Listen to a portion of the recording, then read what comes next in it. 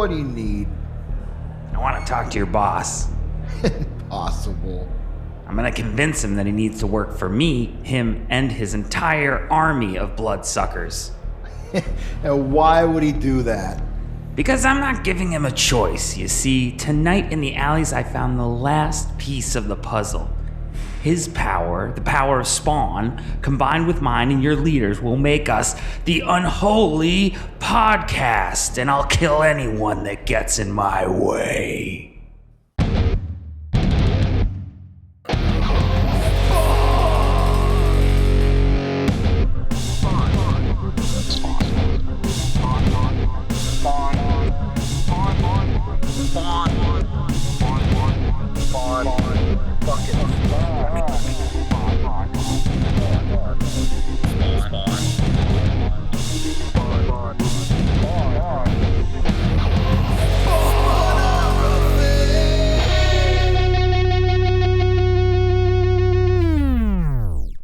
What the heck is happening, Hellspawn?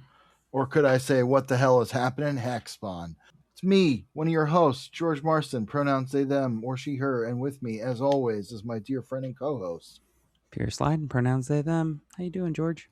You know, I'm doing good. It's been a minute since we recorded because you were moving and I was out of town for a little bit. Yeah. And, we're reconvening now. It's nice to see your friendly face. And I was in, as you well know, I was in Washington, D.C. for a few days, just a little very short visit. And it was interesting. It was an interesting time to be visiting our nation's capital. It was the middle of June. Definitely like super chill, very cool things going on there. Nothing weird or bad or... Well, let me say this. In terms of the people and the general population and the interactions that I had with both most of the tourists and the inhabitants of Washington, D.C., were all perfectly cordial and lovely. I barely saw any like MAGA shit even. I saw one teenager wearing a MAGA hat. I saw a booth selling that stuff, but like there was a lot more people wearing the like America 250 kind of celebration shit, which makes sense to me. You know, you'd see a lot of people wearing that. It was interesting. The first night we were there, I was there with my partner, and the first night that we were there, we got in the afternoon and we went out to sort of the like the Ethiopian part of the city, because there's like an area that's, you know, around the Ethiopian embassy and kind of a larger like African and immigrant population there. And we ate at a very good Ethiopian restaurant called Keren Restaurant, Keren. So if you ever want to go there, and that was just really nice. We had ice cream. We walked around. Washington, D.C., even in the busiest parts that I was at, is the quietest city I've ever been in. There was no like honking, no like trash trucks, like driving through the middle of the hotel or anything. I was really surprised. The thing that really struck me though is how much of our treasure and effort has been dedicated to all this vanity shit that's going on. Because like most of the National Mall was closed because they were just setting up literally endless rows of porta potties guarded by the National Guard, hundreds of porta potties legitimately. And they were building that arch and they had all this other shit going on. And it was just like, wow, they have just dedicated so much bullshit to this. And we went to the Lincoln Memorial, which was really kind of a powerful experience in a way. It's very interesting to kind of be at this moment in history, 250th, whatever, you know. But that really struck me.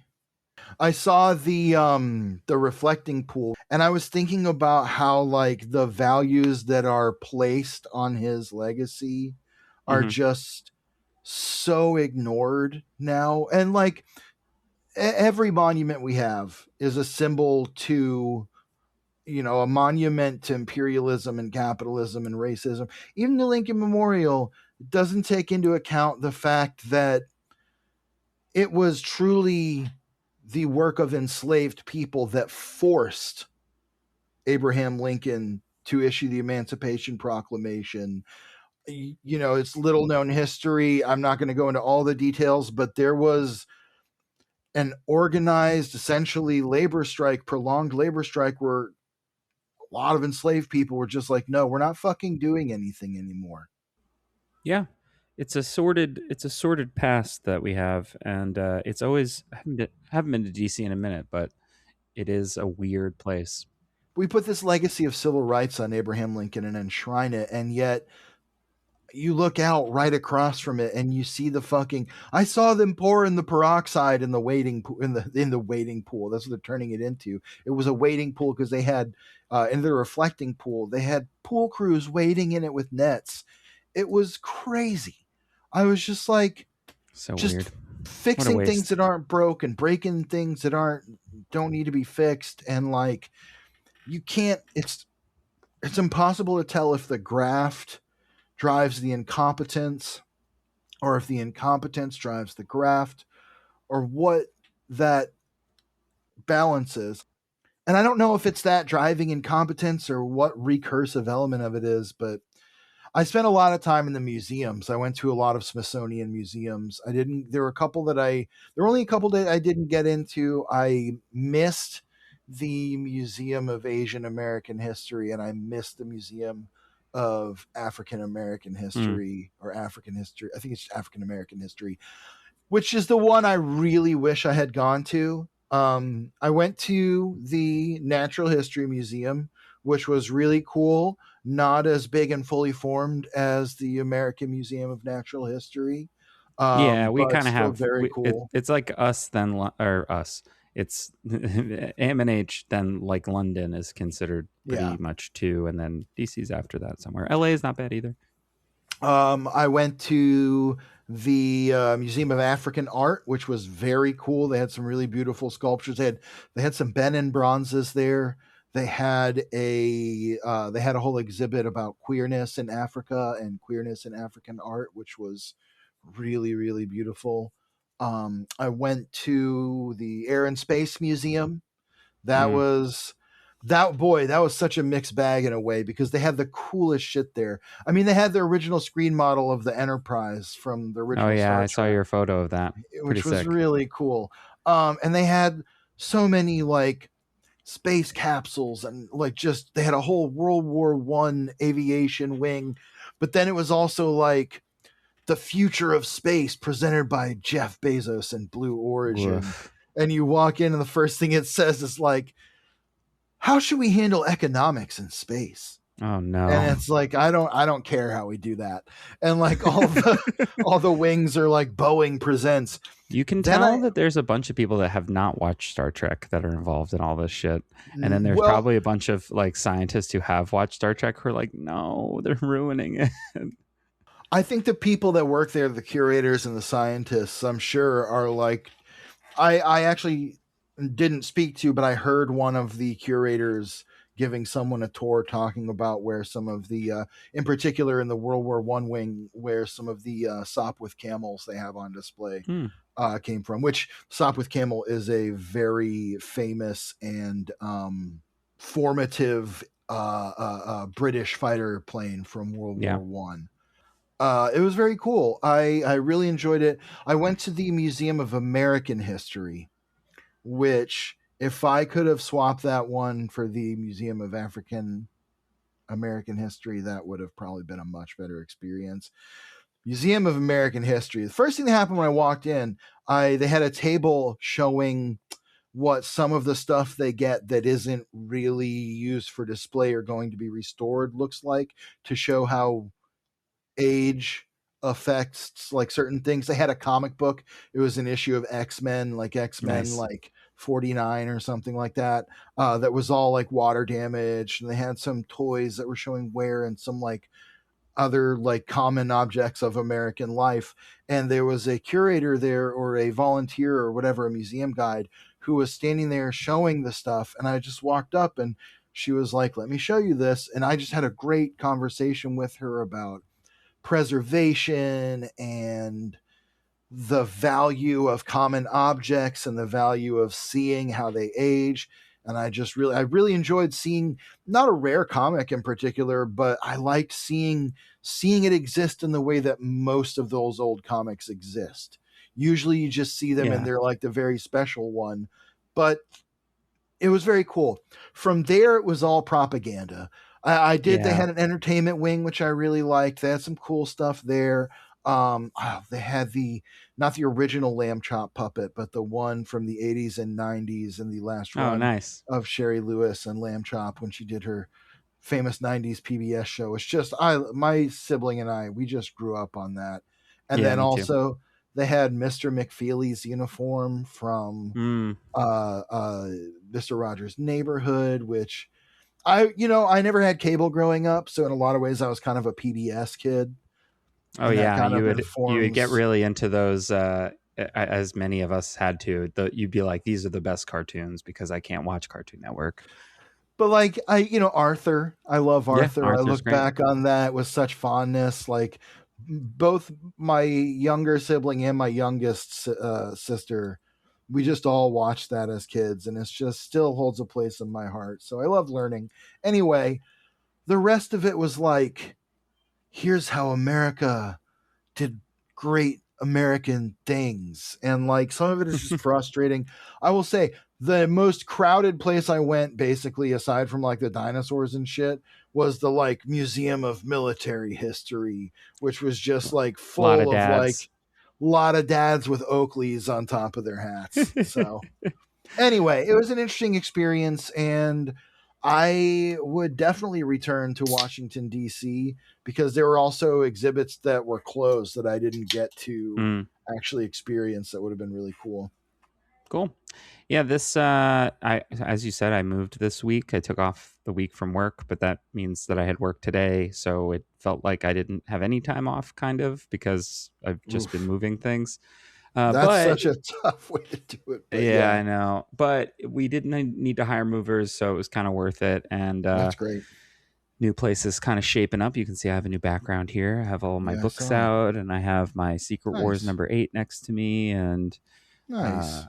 my big TV is here. And played. The other thing that happened is that the Marvel superhero set came out for Magic the Gathering, a set Oh which yeah, V and I had said we were going to sort of soft boycott in the sense that uh, like I've talked about this briefly on the show before, but like I don't need everything to be everything. I don't need the right, Fortniteization of fucking everything I like. So like I don't need Marvel to be Magic. That said, right. as with Final Fantasy and Lord of the Rings before it, in the summer core set has been replaced by this like big Universes Beyond set. Oh, okay. And this year, now recently we also had a Ninja Turtle set. It was only okay. We had the Spider-Man set. It was notoriously bad. Later this year we'll get Star Trek, which whatever.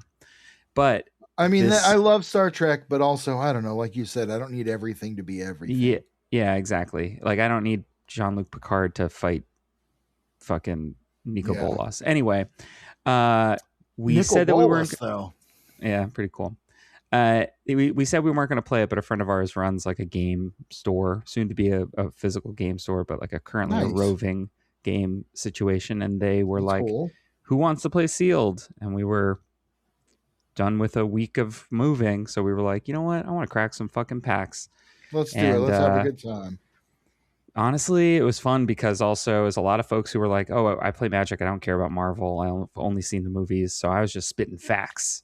And one of our friends was also wearing a Corn T-shirt, and I was like, "Hey, Oh. Jess, guess who did the art for that shirt you're wearing?" And she was like, "Oh yeah, this other guy was saying like what?" And I was like, and she was like, "McFarlane, right?" And something like that. And I was like, "No, no, no, that's Greg Capullo." And she's like, "What?" And I was like, "It's Greg Capullo. It's the artist of Spawn who did it with inks from Todd McFarlane. So technically, yes, but." So I was just spitting lore. It was great. There was a moment where V played Quicksilver against Doc Samson, and I was like, guys, you don't understand. This is just like the classic X Factor '87, in which, and everybody's like, what are you talking about? Shut Oh, I the did. fuck. Oh, also there's a lot of Hydra in the set. So every time that I played against the black deck that was playing like Baron Strucker and like whatever, I'd be like, okay, so you're just playing Nazis. And they're like, what? And I was like, Hydra are Nazis. Oh boy, only in the red, MCU, only in red, the red. MCU or post Secret Empire. Yeah, But I mean, Red Skull notably absent from this set, and I think it's because they were like, we maybe don't want to, we don't want to touch that guy. But yeah, there's a lot of no need. a lot of really fun cards. Sentry immediately once you play him gives your opponent the Void, which is a 5/5 For a flying second, I thought you indestructible. said Century, like from Force Works, and I was like, Oh based. no, that would be sick though. Force Works getting a card would be sick. And then yeah, there's some really fun cards. Moon Girl and Devil Dinosaur fucking rules. Yeah, there's like a Skrull Invasion card that's really cool. There's just like a lot Nice. of cool cards. And Cool. Well, V it's got nice when some. something turns out fun. Yeah, it honestly, like, we're not gonna play in the our friend does like a sealed league for each set, and we're not gonna play it, but we're probably gonna play some more Marvel superheroes cards because they are fun. They are Yeah, fun. why the hell not? Um, so yeah, but in other superhero news, Todd McFarlane took a photo with Jamie Foxx and they played pickleball, and he was Great. holding a pickleball paddle with the Spawn logo on it. So seemingly that's the closest thing we have to Spawn movie news is that It's more than nothing. Todd McFarlane and Jamie Foxx have at least played pickleball together, seemingly. Wow. So meanwhile, Wow. Todd has also talked about how we kind of got to get used to using AI. And Yeah, that is such a I'm not into friggin' that. it's such a bummer. I know why Yeah. he's here's the thing. I was saying this to somebody the other day. I know why he's taking the position that he's taking. The position he's taking is, and this is a paraphrase, but this is essentially the position he's taking. The position he's taking is AI is a tool and it's not going away. At no point is he saying we must use AI, we have No. to use AI, anything like that. But he's saying AI is a tool, it's not going away, it's becoming more and more prevalent. My job is to make things that look cool. If there's a world where AI can make the coolest thing, then I owe it to my audience to deliver the coolest thing. I think this is just him negotiating, like, I'm not saying I'm going to do it. I'm not saying I'm not going to do it because I don't want It's either way. I don't want the article that comes up 5 years from now of like, you said you'd never do it, now you're doing it, or you right. said you would do it, now you won't, like that kind of thing. It's So a judicious answer. A lot of yeah, people that are working on that side or that level of a creative sort of industry are kind of looking at it and in that same way of like, well, yeah, it's here. I don't personally I like don't to think it's believe here. it's here to stay. I don't think it No, is. But look, if and when they start making Spawn comics with AI, then I'll consider like, oh, that's pretty bad or whatever. yeah, Right now, like you said, it's just Todd McFarlane giving a judicious answer about like, well, if it can make cool stuff. And I think it's key that he's saying if that can happen, if there's a world or, yeah. paraphrasing that. But I mean, it's not It's still disheartening, it's even not if it's perfect. not. It's not Yeah, great. And I don't admire that point of view. it feels like, and we've said this before, it feels like the Stan Lee answer. Yeah, It in a feels way. like the salesman answer, and so it is what it is. But we have two issues of Spawn today that are certainly not made with AI. Nope. But had they been, they may have been just as sort of hard to follow. And Yeah, I mean, I don't want to put that burden on it, but I will say of all the issues we've covered in some time, these two were the hardest for me to follow. And I've read them twice now. I read them. We were supposed to record last week and there was a technical issue. yeah, We're back to it this week. And I read through them again and I was just like, I don't remember any of this shit. The story's been going on so long at this point. We're into part like 9 and 10 here. We got only 4 issues of it left, counting the 2 we're doing today. And it feels like we could have cut 6 of those. I feel including both of these. it. Yeah, it feels like we're getting really small morsels of like plot evolution and nothing on a character level. And Just a there's like lot of recap with like a new little bit of information we're in there. shuffling, we're what's the saying, we're shuffling around deck chairs on the Titanic. Like it just kind of feels like that. It's like kind of like, what is the point of this? Like why are we it not, and I don't mean to even put it to that level, right? It's not like what is the point of this. Obviously we're What introducing a new part character, of we're the trying, story does this serve? right? And how as an audience are we supposed to engage with it, right? I think that we're getting things thrown at us in such a piecemeal fashion. I think it is also not helped by the fact that, and we'll get into it with this first issue, Capullo is on art on this one. Portasio, when reading Portasio and Capullo side by side like this, you can see the strengths of one over the other, and And you also, get but there's also a jarring storytelling difference, yes. and it is so noticeable that I had a great time with the first issue that we're going to cover, even though I was like, sure.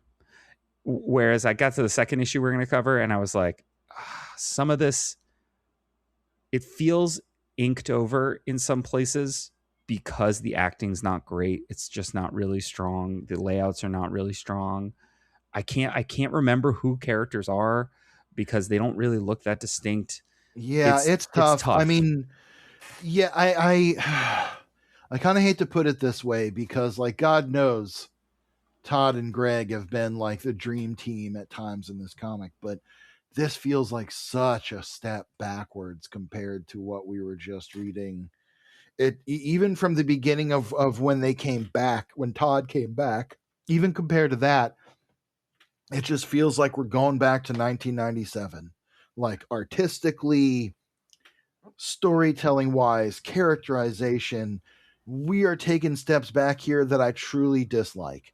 And I don't, it's tough because usually you and I, we've talked about this a lot. We have that sort of attitude of let's dig into this, see what we can find that really is good and come out the other side with a fully formed opinion. But it just feels so hard to get into because it feels like just going back to a totally different comic that we haven't been reading for a long time. It it's not this on this level to me, but I think you'll know what I mean when I say it almost feels like Claremont coming back to X-Men. Yeah, I know what you mean. Where he's just like, I'm not going to concern myself too much with the stuff that came before because I'm going to tell this story. And you're like, well, Chris, it still has to fit into the thing that's going on in all the other Well, books, kind of. and you have to write something that makes sense that people can follow. That I don't know. Yeah. All right. Well, I think on that note, I think we've done enough preamble. Yeah, go So, ahead and hit me with those credits. all right, this is going to be Spawn number 193. Todd McFarlane Image Comics present Endgame Part 9. Written by Todd McFarlane, pencils by Greg Capullo, inks by Todd McFarlane, color by Jay Photos, lettering by Tom Warzakowski, cover artists Greg and Todd. I'm going to read the previously in Spawn because I do think that it is Yeah, important please. context for us, but also for how I think Todd is thinking about what has happened to this point, if that makes sense. So, previously in Spawn, Clown's recruit hunts down a previously unknown player but hits a snag along the way, wreaking havoc on a group of menacing vampires. Jim returns to the alleyways to find the once restrained Angel missing. Disappointed at yet another loss of information, Jim begins to leave but finds the delirious Angel crouched in a corner, stripped of her wings. The freak, who returns to deliver a dark message, cuts their conversation short.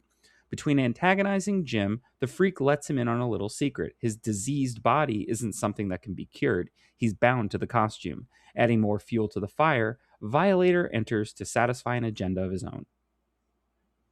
Wow. All right. Well, there you go. That's a Okay. lot. So you mentioned seeing them side by side, and now reading this in the compendium, you get literally that. Yeah. Because the ending of 192 is that Will's Portasio splash page of Violator kind of jumping down into the alley. opening splash of 193 is that exact moment. And like, I'm showing Pierce now, but you can see you are just getting literally a side by side comparison of Will Portasio's Violator versus Greg Capullo's. And it's interesting because it's a very similar moment. And you can see that Capullo looked at what the storytelling was of the previous panel. Yeah. I like the body language in Capullo's where he's kind of like pulling his way out of the alley, Mm-hmm. but you can see the very different take on it that they have. And so Violator is approaching, Jim Spawn, and I love this close up of his eye. That is like classic Greg Capullo. Very cool. We'll give that flowers where it's due. I don't love Spawn's face here. I think it's fine. There's a I think, weirdness to it. one thing that I noticed in this is still a couple years out from Batman. And I do think that this is Capullo really starting to round into form for what that's going to become. We'll see that much later with the little punk vampire at the end who kind of looks like Mm-hmm. young Bruce Wayne, where we're really starting to see a new evolution of Capullo. It feels like even with this Spawn, he's being he's recognizing that like this is not Al. I can't draw him the same. He's got to be different. He's trying See, that's to the thing is he looked too much like Al to me in that. I mean, I think he does. I think he's not doing a great job at this, but I do think he is trying to do something a little bit different. I think Yeah. I think that like he's and again, it's impossible for us to know like, okay, was Portasio slow? So Capullo had to step in. Was this kind of under deadline? So like this needed to get done. Or was One thing, Todd just like, I want to work with Greg again? right. And what we're also noticing too is like Holguin pops in for a couple issues. Holguin pops out. Like we're like, what is Right. happening here? Creative teams are kind of like switching and like Well, things are there's changing and not things a are lot of happening. creative continuity aside from Todd, and Right. his writing in these is not great. His inking, I enjoy. For the most part, I enjoy Sure. throughout all these issues. I think those early issues were so strong, and that bond that he had, that the way he was inking Portasio with those digital inks at the beginning was so strong. Anyway, as we're moving through here, we're getting a lot of good, like, different shots of Spawn and Violator. It's a very classic kind of storytelling moment of them confronting each other. The freak is kind of like lurking in the background in a lot of these, and he's almost just shapes in some of these. He looks I like kind of like it actually. in that panel where we're talking about the close up on Spawn's face with his like little Wolverine claws or whatever, like spikes coming off his hand. He really looks like one of those Salvador Dali like single line ink drawings. Yeah. Like just very abstract. And it does kind of work. I like this second close up of Spawn's face as he's confronting Violator better. Mm-hmm. But anyway, Violator is taunting Jim, kind of telling him, like, you're Spawn. That's what they call you. That's the name they gave you. And Jim is kind of like, do you really have answers for me? Are you screwing with me? And that's because to And this point, Jim has been looking for answers. Nobody's really been giving them to him. And every time he thinks he right, gets a little bit closer, he gets kind of farther away.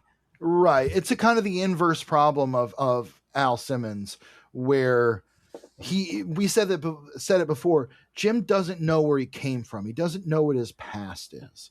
So he's trying to figure that out while figuring out what his future is going to be. Whereas Al, all he had was his past. So he didn't care Yeah. what his future was going to be.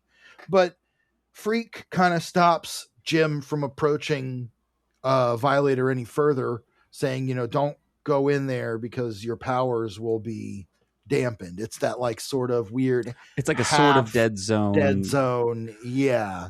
This is Dead another zone thing ish. where Todd's like kind of playing fast and loose with previously established concepts where I think it doesn't it we're kind of confused by it and we've been reading it actively and examining it actively and it's just kind of like okay, I guess yeah, don't go any further. Sure. This moment is stupid. What's about to happen. And I had to read it several times to really get what is happening here. Because Violator is confronting Al and he says, I was gonna, or not Al, I'm sorry. He's confronting Jim and he says, I was gonna kill you, but not now. There's another just like you who's entering the alleys and he's far more dangerous to my plans. I'll slaughter him first. And Violator bounds away down the alleys. And there's this back and forth. Violator saying, there you are. And another one says, that's right. And tonight one of us dies. And the whoever it is says, when you threaten a spawn, you threaten me. And there's these sounds of a struggle. And who should come out of there but Clown? And you realize that what's going on is that Clown was pretending to fight Yeah, himself as Violator to because Jim gain doesn't know any Jim's better. trust. But why wouldn't he just show up as Clown and be like, I know what you are and I can help you understand it? Because that's what happens next. And Jim is like, oh, okay. Yeah, He's like, I mean, Clown I is think like, is everyone I still think safe? I don't think that thing will be bothering us again, especially you, Spawn. And Freak is, I mean, here's where I think this part's kind of fun because I think that like Clown is preying on the fact that Jim doesn't know anything and that Freak is pretty unreliable. Like Freak is kind of crazy, so like he can maybe even trick Freak with this, which he kind of I just think does. the moment doesn't work. The It doesn't. storytelling of it, the like It's craft it's of it. very it's very Looney Tunes, and it is also Todd really going back to the well of those early issues, and we're going to see that a little bit more later, Yeah. where it's such a strange tonal shift than what we've had over the last 100 issues or so that you're right, it does feel like it comes out of left field. Artistically, I think that Capullo does the best that he can with a gag like that, and I think you're right. You do have to like read it a couple times to like kind of have it really land.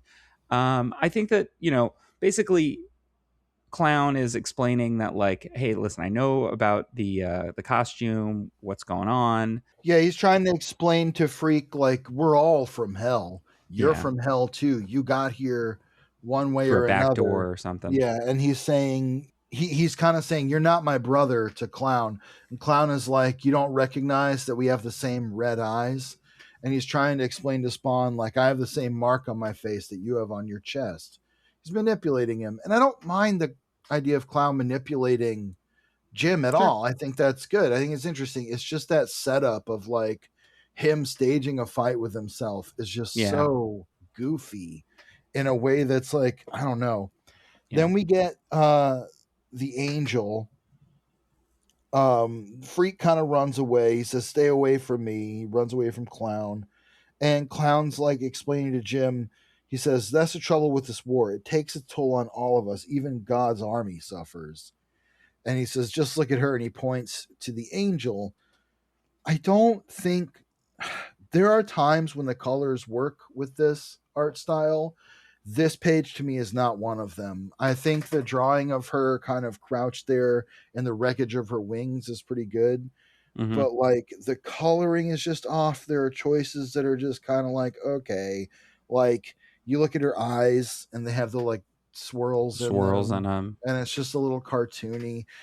Also, not for nothing, Capullo's Clown, while quite good, does not have the menace that mm-hmm. Will Portacios has, where you just see like his mouth and his eyes in the But I darkness. think that that's also because Todd's script is like trending towards something a little like goofier, like those early issues of Well, Spawn. and And he's so, not like, like being menacing necessarily, yeah, but like he just comes off more devilish and demonic to me. He's kind of back to just being Danny DeVito here, and that's mm-hmm. fine. But Spawn's saying he's going to find the angel's attacker, see what he can tell. We know that's Clown. Clown says she'd never tell her enemies anything, even during torture. That's why they're God's elite. Whatever secret she may have held, you're not getting them. And Spawn, getting angry, is like, where do you fit into all this? And Clown is like, I don't know. I'm still trying to figure it out, but I thought we could help each other. He's explaining. That's where he says, look at this mark on my face. This is the same as the symbol on your chest. Your costume It's not a disease. That's not your body. That's a costume. Is blocking your memories. And again, I like Capullo's clown. That portrait Yeah, of clown in the top right, really well drawn, good really stuff. good. But it, It's a big shift from what we've just been it's a reading big shift. in the same arc. And in a And way that also just again feels like a creative step backwards in a way. one thing too is that Todd keeps giving us editor's notes as seen in 191, as seen in 188, as seen in 189, because he's recognizing that like you may not understand the thing that they're talking about. Like I need to have you reference back to this because, or give you reference for this because it's likely you've already forgotten. And Because also we're 9 issues deep in this at this yeah, point. Like, yeah, it's a lot. So Clown is just saying like, listen, you just need to embrace the costume, then you'll begin to control it instead of the other way around. It's like a wild animal, it needs taming. That's why your spikes and stuff go crazy. And Jim also is asking about what happened with Armageddon because the angel had said that he had been an affront to God. yeah, he And says he did. She said I did something to God, and Clown is like, yeah, I don't know. Oh shit, I gotta go, and he just skedaddles. Um, and Jim says, he said, Clown says, I didn't catch your name, and he says, I'm Jim Downing. And Clown says, I'll be in contact. Jim says, how? And Clown just scoots off, yeah, and we cut to Manhattan with who else but Sam and Twitch, and God. I think of all the things that just really made me feel like man, I wish it hadn't gone this way, is how regressive yeah. Sam becomes through these issues. It's just like we had reached a point where he was like kind of stalwart. He was a little rough around the edges, but he was like the big brother, you I know? think also too, Todd had even said like they're both very good at their jobs. That's the Yeah. thing that is important about them. And yet he still kind of pushes Sam back into like Fred Flintstone mode Yeah. at some points here, or he puts him. I mean, I understand that characters have to have conflict in order to be compelling, right? But like to pit Sam and Twitch kind of against each other again after they've already been doing that, they have reconciled. I mean, we're years out from Brian Michael Bendis's take on these characters, and having seen them evolve over time underneath different Yeah. writers, And and well, I will this say is one thing I'll say is I do love seeing Greg's Sam and Twitch, yeah, me the too. way he It's great. draws them. Me The too. standout part of his art in these to me, I love seeing that version of Twitch. The Hmm. further we've gotten away from the kind of eccentric Twitch, I get it. I like it. It's really worked in a lot of cases. But going back and seeing them in particular here and Twitch in particular here, I just really like that. They're investigating a like a gangland murder of Johnny Ramiro, an enemy of Nortego, the cartel boss who has kind of taken the place of like Tony Twist, Yeah. in the story, aka whatever his other name was. I can't remember right now. Anyway, yeah, and here's where I started to be like, I don't even fucking remember what happened. I don't remember who killed these people. Was it Jim? Was it Clown? And it gives a note. It says issue 189. And I went back and I was just like, well, that's actually about Nortega and the explosion. And it's just, I don't It know. feels like we're telling a story in not even in media res. We're just kind of telling a story scattershot, and like all it's like a follow us on this. All the pieces will fit together at some point. Yeah, and they're just kind of investigating this. The important thing is there's this gang war heating up that somehow, for some reason, Jim Downing is a player in some way. He's Patient 47. They all know him by that. They all know something about him, but not the whole story. As Sam and Twitch are leaving the crime scene saying, we got to find Spawn. He's got to be the key to what's going on. Uh, Suddenly Sam has to slam on the brakes because standing in the road in front of them is Clown. And Sam's like, what the Christ, buddy, you trying to get yourself killed? And Clown just takes a leak on his fucking windshield. Yeah, unzips his pants, and it's that's a just whole this so is a whole page. sophomoric. There's a whole, right before we started recording earlier, the last thing I was doing I watched Mallrats with my roommate. I watched that this week too. How about that? Perhaps you noticed also what a weird, stilted movie that is in so many ways, and how Kevin Smith's dialogue is just like no one talks this way. I know, but I kind of love it. I don't care. I like I that like it movie a in some lot. cases. I sat and watched it. I enjoy the fuck out of it. You know what I mean? But like, there is an element of that to this where it's like, and then he pisses on his windshield, and like, I hear okay, you. it's a little Beavis and Butthead in a way, or like, I don't know, maybe Ren and Stimpy. It's just weirdly sophomoric. Anyway, Sam chases Clown, chases him down, puts a gun in his face, or Twitch puts a gun in his face, and they arrest him. And they kind of rough him up. Sam is like all pissed off at him because he peed on the windshield. But I like the bit of him transforming in the back seat. I think it's cool. Doesn't really amount to much, but I think it's no, it's cool. kind of cool. Um, but this is very much a Joker in the Dark Knight situation where he's intentionally gets arrested in a way. Yeah. And so he's going to jail. As they're driving away, Sam is saying, like, I have a good mind to find out where he lives and lay a giant foot-long turd right on his windshield, then turn on his wipers just to smear it in. And it's like, We're that's good. We don't just need this. yeah, it's just Sam being like, oh, sharts and farts, and I fucking shit myself and everything. Yeah.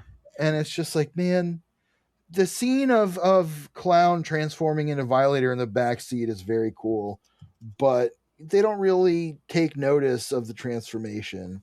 Yeah. Instead, They they're they go to they go to Bookham, and then we cut to Langley, Virginia, where boys at Langley. yeah. This is where I was like, well, this book's just taking me so all over the place tonally that I was like, right, I forgot that we're doing stuff with Langley.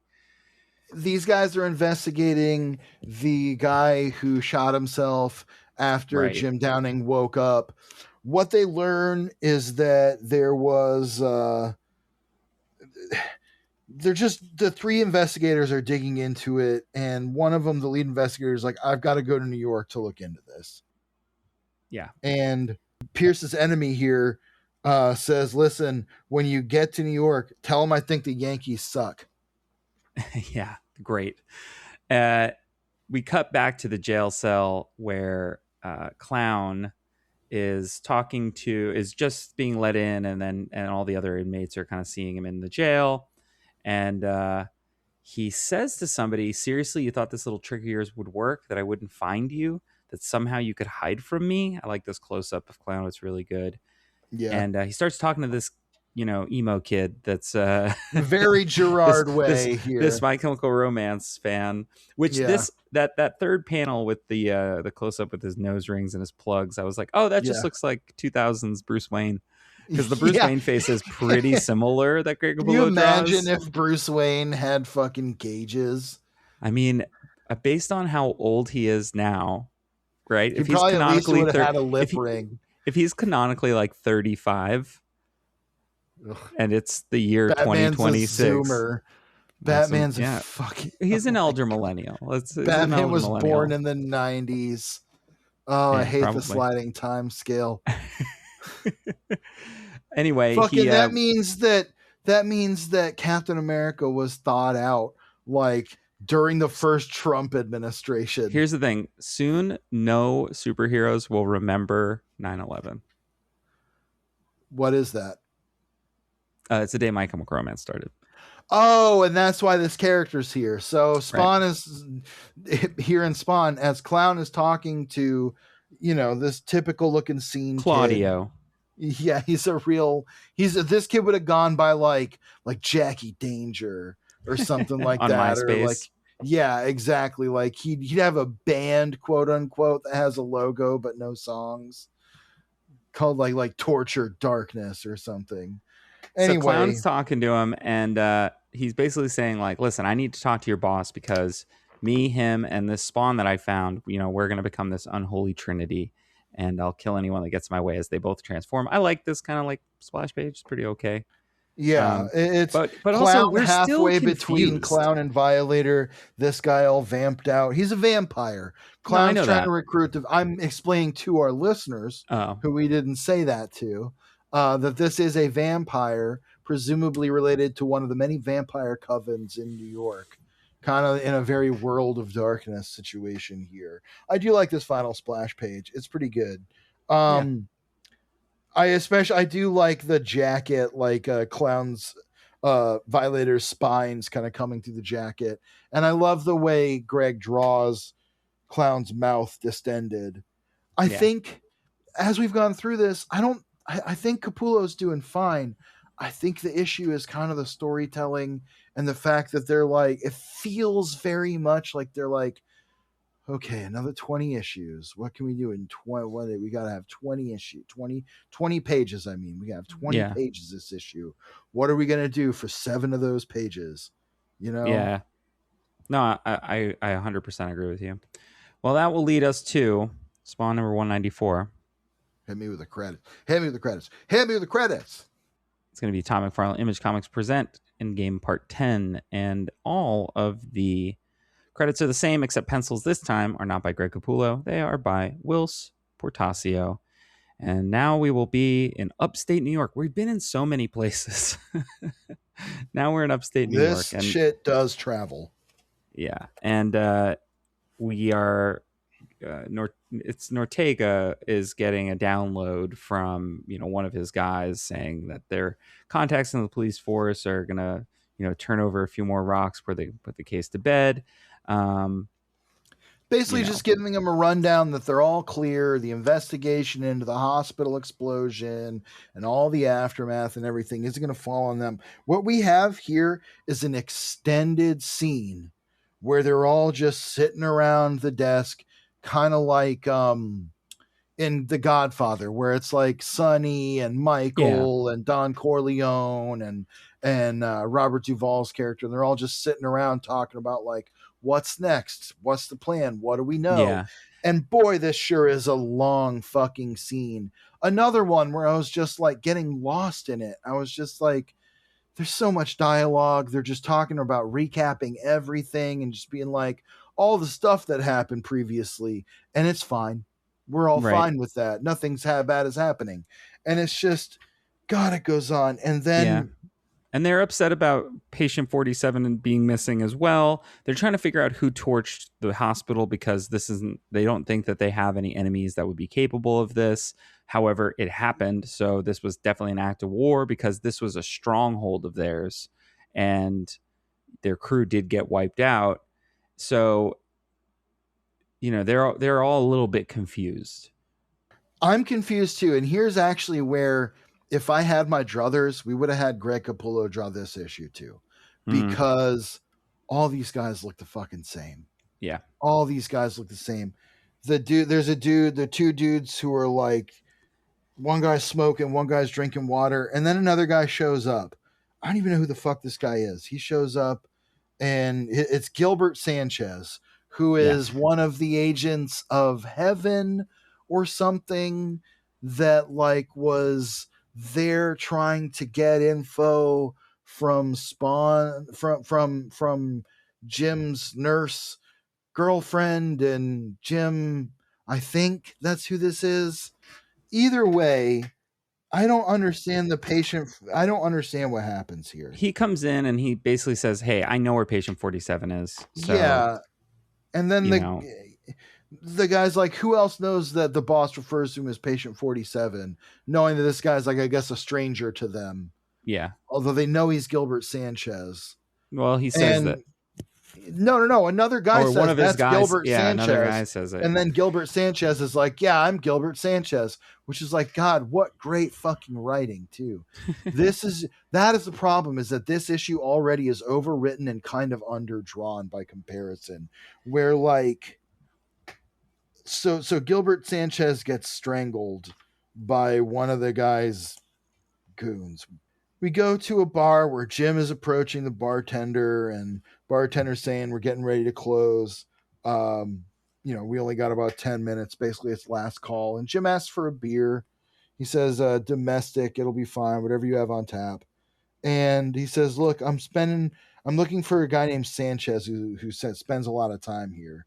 And the bartender kind of looks at him, and someone comes up from behind and says, "Sanchez hasn't been here all day. Let's take a walk," and pulls a gun on him. They pull him out to the back alley. We've seen this happen to Jim Downing, 3 times now? Like, Yeah, this is a he keeps regular just getting occurrence. pulled He out. ma- He goes with whoever asks him to go with him. well, he makes a joke about it too. He says, "The back entrance to the alley, how original." Yeah. And the dude, he asks him, he says, "I'm looking for Sanchez."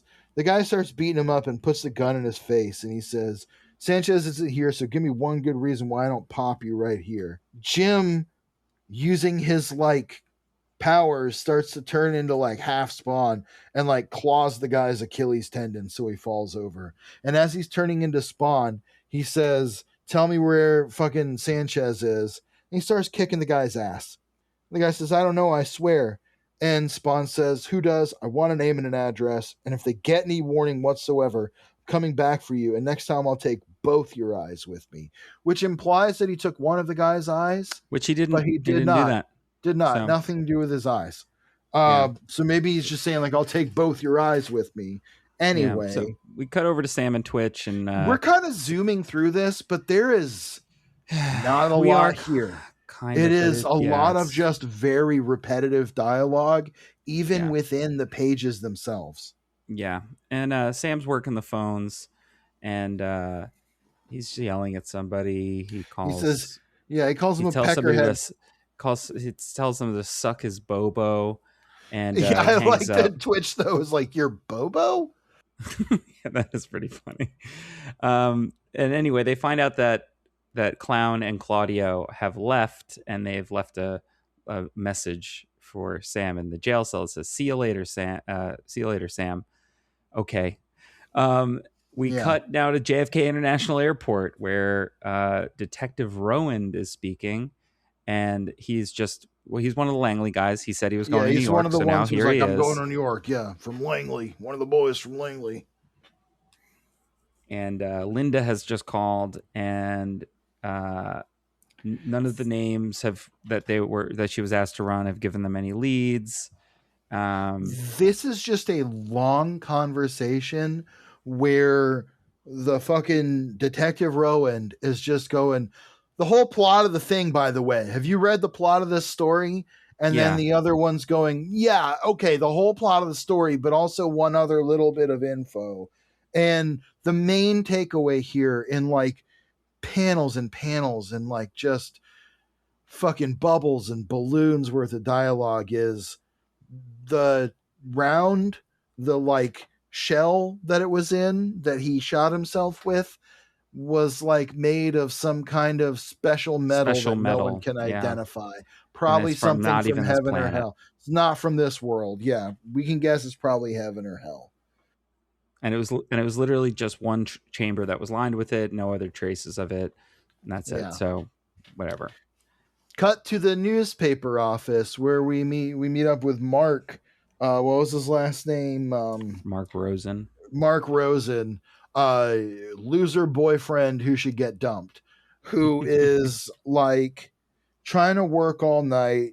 His buddy's there, just kind of fucking around. Yeah, Mark is sick, so he's coughing a lot, He's got and COVID. That's his why he's working alone at night. we get a Miracle Man reference as Yeah. well, because that he means in regards to Jim suddenly becoming cured, not actual Miracle Man, who has technically appeared in the pages of this comic book before. You're right, but it is funny also because that guy was also a reporter. Yeah. That version of Miracle Man. Was it? Wait, isn't Miracle Man's name Mike Moran? That's Mike right. Moran, yeah. Mike. So Mark. Anyway, he kind of explains to his buddy "Oh, I bribed some of those people." yeah, some of the art here is just whatever. Him answering this phone, he says, "Yeah." He answers the phone, And he says, "Hello, Clarion, this is Mark." And someone warns him, the people whose business you're sticking your nose into are quite dangerous. And they don't like anyone that tries to expose their dark little secrets. And he warns him to keep his girlfriend safe. Mark says, "Who is this?" And he says, "A friend.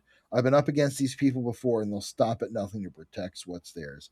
And he tells him, "By the way, the guy you're looking for is named Jim Downing, and he's living with his former nurse." And then he hangs up. Cut to Connecticut. Boy, we're just all over the place. I don't know who the fuck this guy is.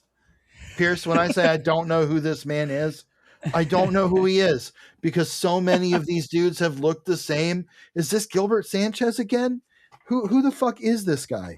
Why do I care? I am so annoyed. They talked it. Hold on, I got to go back to 191 because that's when Jim last talked to this guy. I can tell you who it is. Oh, it's just this guy that like he comes to the house. Benny, Right. Okay. Well, anyway, the guy that has like kept coming to the house to like bother what's her face and Jim. okay, yeah, that's what I thought. That this guy looks just like Gilbert Sanchez. Yeah, they look the same. Just again looks like Mark McGrath. He's got his little shitty fucking dirty chin goatee and his spiky hair. The only character that looks interesting or unique on this whole sequence is the kid. Maybe one of the best kids we've ever had drawn. Yeah. Yeah. He loses With a his little tooth. missing tooth and everything. He's And got a anyway, Shadowhawk figure. yeah, he sure does. He's collecting those McFarlane toys. Hell yeah. Uh, anyway, this guy gets home and his wife and kid, or like his wife's washing the dishes, tells his kid to go upstairs and brush his teeth. And the mom's trying to read a story to him about trolls and monsters. And the dude gets home and he's like, greets the kid, and the kid's excited to see him. The husband and wife kind of argue. The kid is like, "What's wrong with mom?" And he says, "She's just tired," which like that means she's about to fucking have a nervous breakdown. Um, and who should show up but Jim? Presumably looking for the guy who was harassing the nurse, or maybe thinking this is the guy who was contacting. We don't, I don't know. I don't know who this is. No, but they had started a conversation on that issue and it didn't get finished. And basically he was like, you need to tell me, you need to give me more answers because I keep trying to find answers and I keep getting cut off. So Right. we're going to get some answers. And this guy seems to know something about him. Yeah, and he says, "You and I didn't finish the conversation we started the other night." There has been so many just conversations in this, Yeah. and so many dudes who look like this, and so many just it it's I these are the issues where I am just like, what are we doing here? This So is they basically they decide Benny decides to go outside with Jim and his son is like, hey, where are you going, and who are you talking to? And he's like, don't worry about it, like get back in bed tomorrow, maybe we can whatever. But before he can finish that thought, turn the page, big splash, house blows up. house exploding into smithereens. And that's And where that's we that. leave things. And these were some rough issues. May And I have can been the shortest coverage of actual issues we've done in an episode in some quite a time. while. And That was there's not a lot to chew on here. It's a little bit confusing. It requires you to keep working backward in the narrative to remind yourself what you're actually looking at. Inconsistent art across this arc has not helped it. And you would think that having Todd inking everything would help smooth things over a little bit. But I think Portasio and Capullo are just in such different places in their career at this point that they don't draw similarly. And I think that Portasio does not do the sort of Sorkin-y guys in fucking offices I shit don't think well. Capullo would have made it look that much more interesting, to be I think totally it's frank. But I think we would have had more interesting characters and acting, and I think we would have been able to tell the characters apart better. That issue was Portasio's worst work by far this whole run. And I'll just get right into final thoughts. First off, to your point earlier, I think that yes, perhaps Portasio was starting to lag behind, because that looked like it was barely drawn. Yeah. There were pages that looked pretty good, and then a lot of it was just like, let's get this done. As a result, or maybe in part and maybe connected, it's just so overwritten for so Yeah. much stuff. And you can see this is that decompression era that just doesn't work for this Yeah. comic right now. And again, this is maybe one of the shortest takes we've had in a long time. And it's just because nothing happens in it. Yeah. All of the characters are just catching up to the stuff that we kind of know and that they each kind of know, but not in a way that's compelling at all. And I do think that you're talking about the more decompressed era of comic book storytelling. I think Todd's not good at it. No, no Is the offense reality of it. to Todd the No offense to God. the Todd I father. don't think it's his style. No, I think he is trying to adapt, and I do think that he does obviously learn by reading others working with his character, and by writing the character himself and trying to emulate some of those things. Obviously, look, we don't have some of the bad habits, quote unquote, that he might have had back in 1992, 1993, where we're opening with a really big monologue or just kind of like scene setting through text. But I do It's more think dialogue now, but it's so much dialogue. it really is, and it's like uninteresting, unmemorable characters who whose motivations are very obscured even 10 issues in. We're just not learning anything about Jim Downing. Clown has just taken up so much air in the room, and so are just all these little pieces on the board where it's like we meet this angel, and immediately it's like, well, that's nothing. He, Let's spend fucking 80 words in a fucking room of three guys in this suits.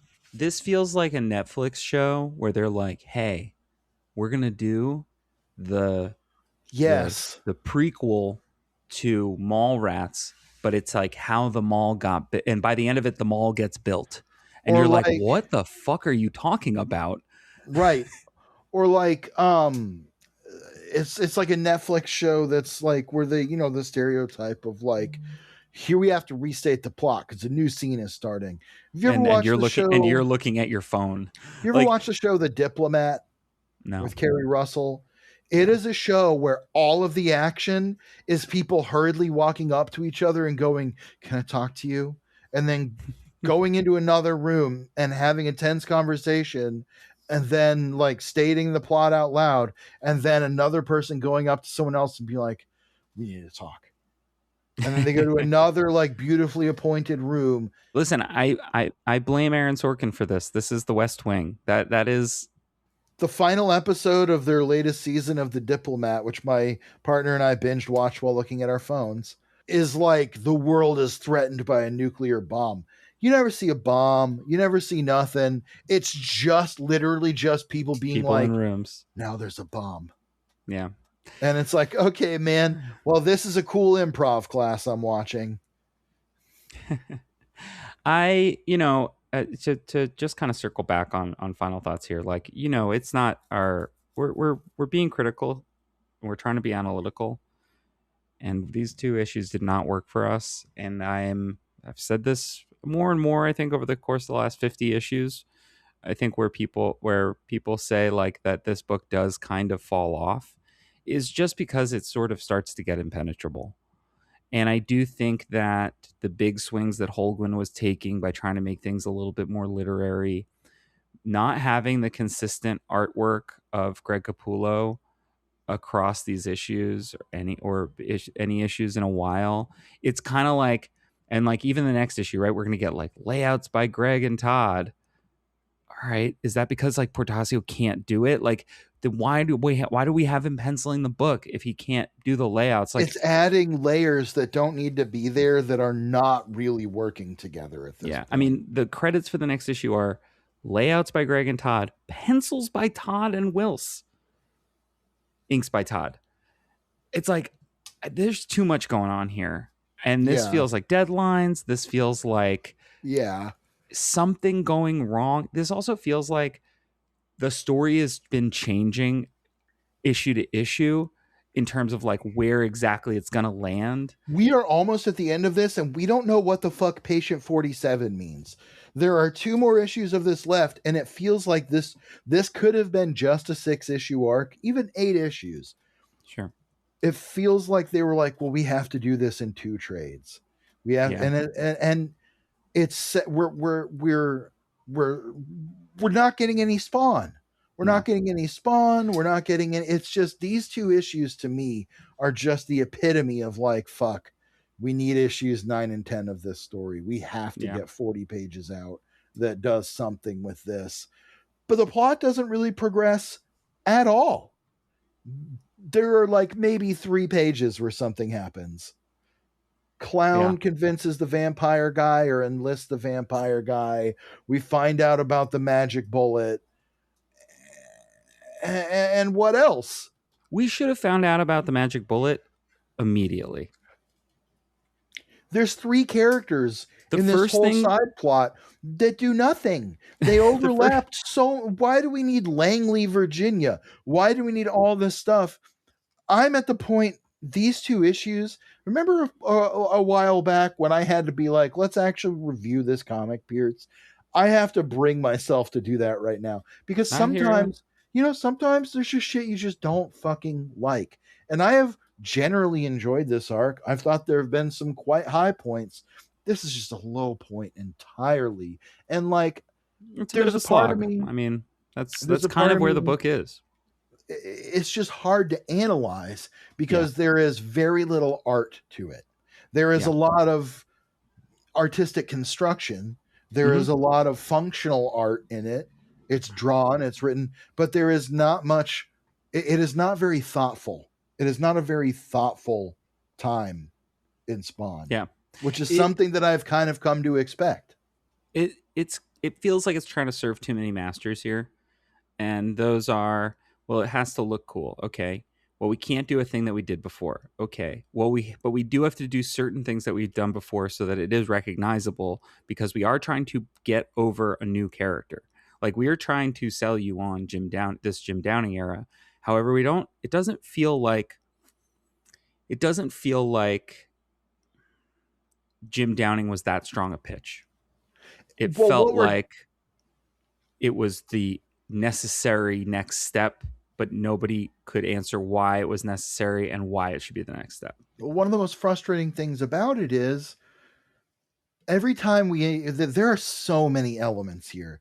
Sam and Twitch, Clown, the vampires, the fucking Nortega gang, the rivals of the Nortega gang, Heaven, Hell, fucking whoever the fuck, Gilbert Sanchez, Benny, Mark Rosen, whoever the fuck. There's so much going on that we just don't need. We don't need to have the mafia. We don't need to have crime bosses in the mafia. We can actually just leave that out of the whole fucking thing. I feel like that's a Todd McFarlane but a superhero has that, and it's like, well, because Spider-Man does. But also we don't have a superhero yet, right? We don't have a guy, and what has been frustrating is it feels like they keep setting up like, okay, these detectives in Langley, Virginia, these are gonna be Jim Downing's kind of guys. Why do we need Sam and Twitch now? If we're going to have those guys, why don't we just have Sam and Twitch? There's just so many moving parts that are like, we just don't need any of this. It's actually not interesting. Like I said, it's shuffling deck chairs on the Titanic where you're just moving pieces around, but you're not actually getting anywhere. And as a result, I think the quality is suffering for it. So, but maybe that will improve. We'll see.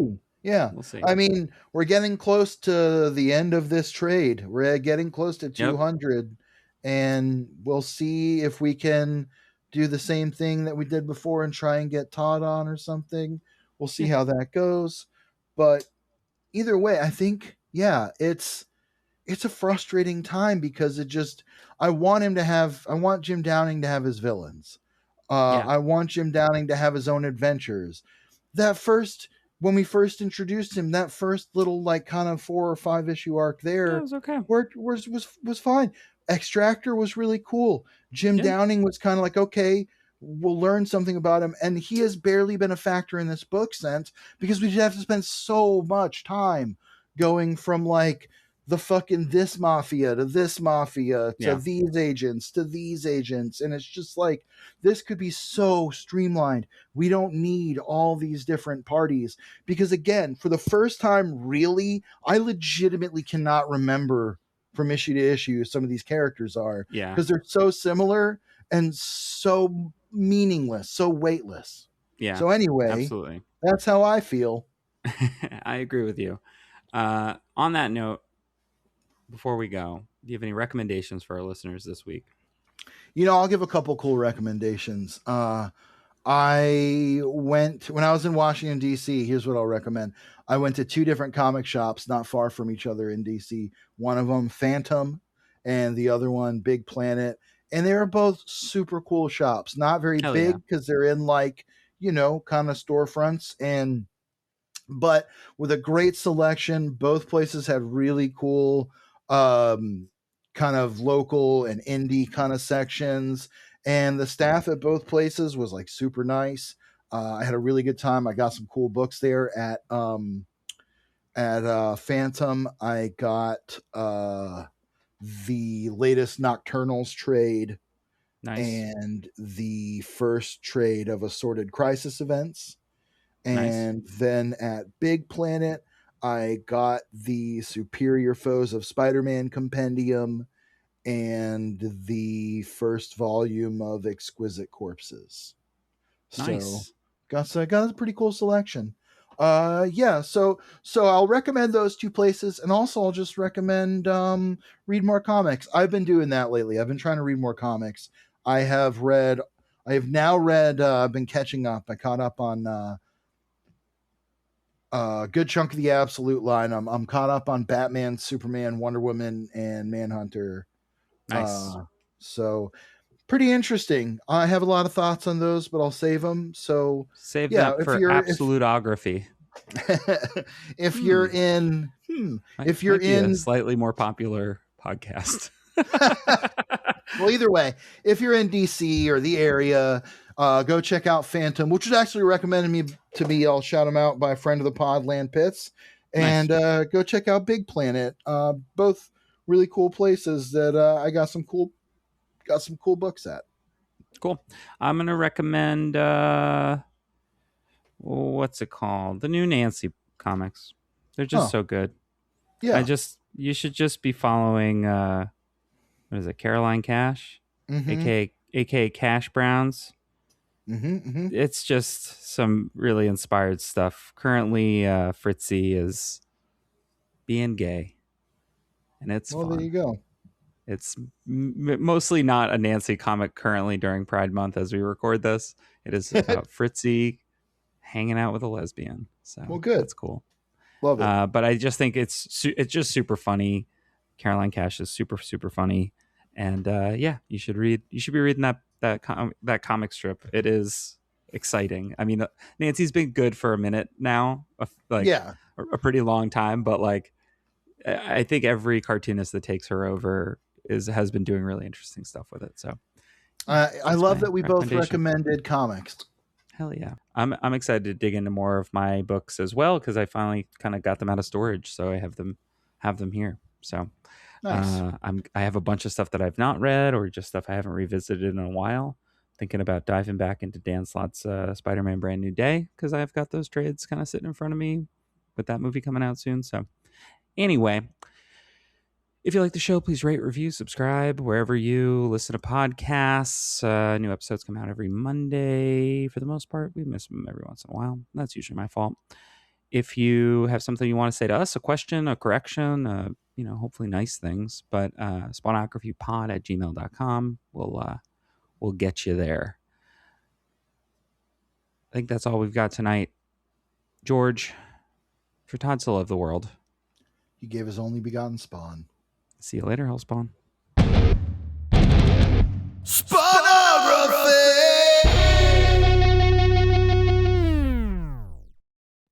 Spawnography is recorded in Athens, Georgia, and Queens, New York. It's produced by me, Pierce Lyden. Our theme music and logo were composed by George Marston. Episodes come out every Monday on Spotify, Apple Podcasts, YouTube, and wherever you get your podcasts. If you like the show, please rate, review, subscribe. You can find us on social media at Spawnography or at SpawnographyPod. If you'd like to reach out to us directly, you can do so at spawnographypod@gmail.com. Thanks for listening, and until next time, see you later, Hellspawn.